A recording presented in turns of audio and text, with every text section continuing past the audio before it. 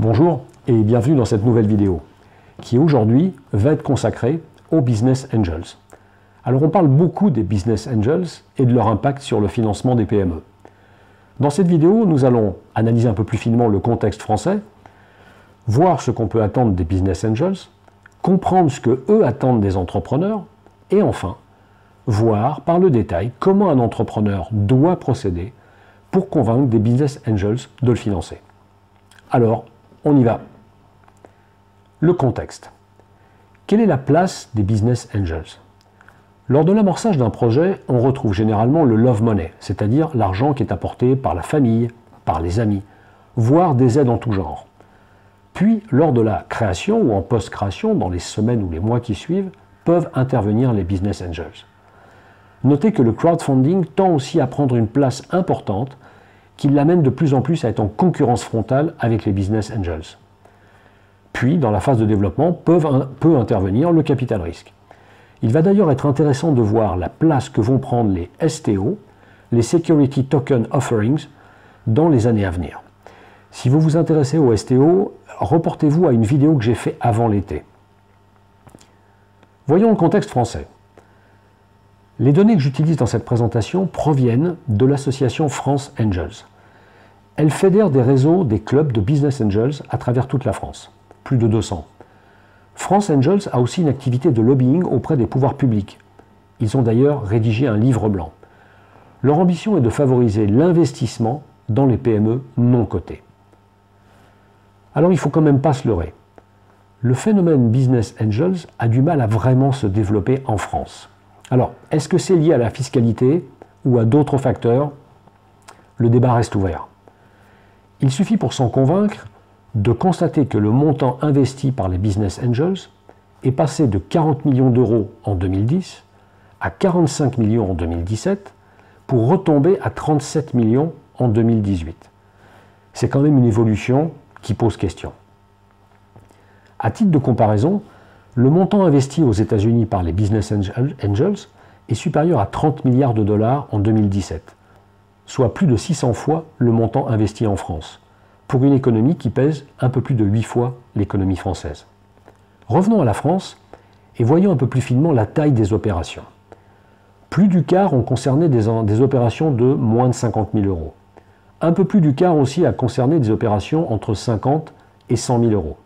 Un peu moins du quart des opérations entre 100 et 200 000 euros et un peu moins de 20% des opérations supérieures à 200 000 euros. Essayons de comprendre les Business Angels. Qui sont-ils? Les Business Angels sont généralement des chefs d'entreprise ou des cadres supérieurs qui sont à un stade avancé de leur carrière, soit carrément à la retraite. Souvent, ils investissent dans une entreprise locale avec le souhait de contribuer à l'écosystème local. Et ça, c'est particulièrement vrai pour les Business Angels de province. La plupart d'entre eux sont soumis à l'ISF. Et les placements qu'ils vont faire en tant que Business Angels vont venir pour une bonne part en déduction de leur imposition. Mais attention, ça ne signifie pas qu'ils sont prêts à investir n'importe quelle somme dans n'importe quoi. Mais surtout, cela signifie que la charge émotionnelle liée à leur investissement et au potentiel échec est bien inférieure. Et ça, c'est pas neutre. Le Business Angels appartient généralement à un club, à un réseau, qui va regrouper de 15 à une trentaine de Business Angels. Un particulier va généralement investir de 5 à 10, voire 15 000 euros sur un dossier. Il va donc généralement, enfin quasiment tout le temps, se regrouper avec d'autres Business Angels, généralement de son club, 3, 4, 5. Qu'est-ce qu'ils attendent, les Business Angels? Comme ils connaissent le business, ils savent que sur 10 investissements, il y en a un qui va avoir un bon retour sur investissement. 5 ou 6 vont être flat et seront sans espoir de sortie. Et 3 ou 4 seront carrément des échecs purs et simples. C'est la loi du business. Et ils la connaissent. Donc si un Business Angel investit, disons 100 000 euros, 10 fois 10 000, il faut que le ticket gagnant lui rapporte au moins 10 fois la mise pour qu'il soit seulement à l'équilibre. En fait, il s'en sort un peu mieux, car grâce à la fiscalité, ces 100 000 euros investis lui coûteront réellement sensiblement moins cher. La grande majorité des business angels a suffisamment de maturité pour ne pas s'attendre au jackpot. Si le jackpot survient, eh bien tant mieux. La sortie d'un business angel intervient généralement au bout de 5 ou 7 ans. Elle intervient soit parce que l'entreprise a été rachetée par un concurrent, généralement plus gros, soit parce que des capitaux risqueurs sont rentrés et une partie de l'argent qu'ils ont apporté servira à racheter les actions des business angels, voire dans certains cas, mais très peu nombreux, par une entrée en bourse. Qu'est-ce qu'il faut attendre des business angels? Alors évidemment, on va attendre de l'argent, mais au-delà du financement, les business angels vont vous apporter deux types de services complémentaires. Un, leur expertise. Ça peut être potentiellement très intéressant lorsque vous allez prendre des décisions stratégiques. 2. Leur réseau. Ce réseau sera très utile quand vous irez chercher des compétences, juristes, fiscalistes, coachs, j'en passe et des meilleurs, dont vous aurez probablement un jour besoin. Il ne faut pas se le cacher. La négociation avec un réseau de business angels prend du temps, plusieurs mois. Et je connais certains entrepreneurs qui ont abandonné le processus parce qu'ils trouvaient que le délai était beaucoup trop long pour un investissement d'environ 100 000 euros. Des réseaux de business angels vont quelquefois s'associer à 2 ou à 3. C'est généralement le cas lorsque les tickets atteignent voire dépassent les 200 000 euros. Mais comme je vous le disais au début, ça représente moins de 20% des cas d'intervention. Essayons de comprendre le processus. 1. La phase préparatoire. Pour cela, préparez un executive summary béton. Imaginez les questions que les business angels sont susceptibles de vous poser et préparez-vous à y répondre. Identifiez et contactez les réseaux de business angels qui sont les plus à même de vous aider sur votre projet, soit parce que c'est un réseau local, soit parce que c'est un réseau spécialisé sur votre secteur d'activité. Ne vous limitez bien sûr pas à solliciter un réseau. Plusieurs, 3, 4, 5, n'hésitez pas. Voyons la phase de sourcing. Alors vous envoyez votre dossier par email ou vous utilisez pour l'envoyer une plateforme en ligne. Vous allez à ce moment-là faire partie du sourcing, c'est-à-dire vous allez faire partie du flot, du flux de dossiers envoyés par les porteurs de projets à ce réseau de business angels. Comptez généralement 3 à 4 semaines pour savoir si vous êtes présélectionné sur la base de votre executive summary. Ne vous inquiétez pas, si vous n'êtes pas présélectionné, vous serez de toute façon informé. Si vous êtes présélectionné, vous allez être invité à présenter votre projet à l'oral devant les membres du réseau. Cela va durer de 20 à 30 minutes en fonction des structures et sera suivi de questions et de réponses. Les réseaux de business angels se réunissent généralement tous les 2 ou tous les 3 mois. Et lors de chacune des réunions, ils invitent 3 ou 4 porteurs de projets qui vont présenter leur projet. Voyons la phase d'instruction maintenant. Cette phase va consister pour le réseau à analyser de façon plus approfondie les projets qu'ils auront sélectionnés. Les instructeurs, ça va être généralement des business angels qui sont actifs dans la vie du réseau et qui sont intéressés par votre projet, vont se mettre directement en relation avec vous et il va y avoir les premiers rendez-vous physiques. Cette phase va durer de plusieurs semaines à quelques mois. Puis on passe à la phase de négociation. Si votre projet a été validé, les business angels qui sont désireux d'investir dans votre projet vont ensuite négocier avec vous la valorisation de l'entreprise, c'est-à-dire combien de pourcents ils vont avoir en fonction de leur ticket d'entrée, et ils vont aussi négocier avec vous les clauses juridiques du pacte d'associés. Passons maintenant à la phase post-accord. L'entrepreneur, il doit informer bien sûr régulièrement les business angels, il leur envoie un reporting détaillé. La périodicité sera variable en fonction de la nature, de la maturité du projet.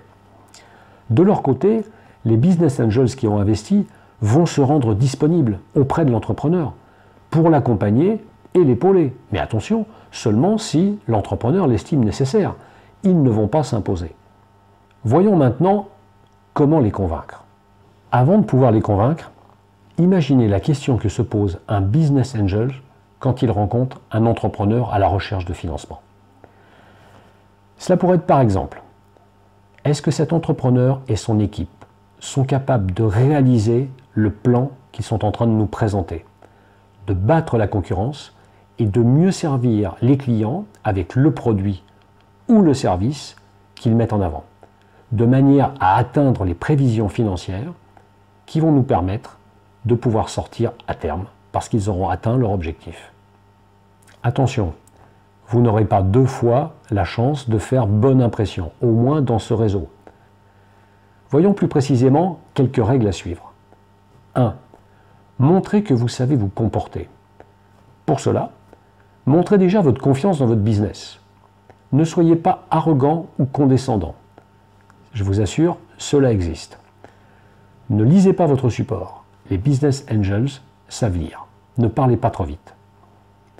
2. Montrez que vous savez de quoi vous parlez. Pour cela, vous devez maîtriser les données chiffrées de votre secteur. Vous devez connaître votre concurrence. Ne dites surtout pas « il n'y a pas de concurrent », parce que là, vous allez vraiment passer pour un charlot. Vous savez comment défier la concurrence. Vous savez comment la vaincre. 3. Montrez que vous savez pourquoi vous allez réussir. Pour cela, démontrez en quoi votre business model est efficace, par des tableaux, par des graphiques, par des images. Décrivez votre équipe, son background, ses talents, sa complémentarité. La description de l'équipe est extrêmement importante. 4.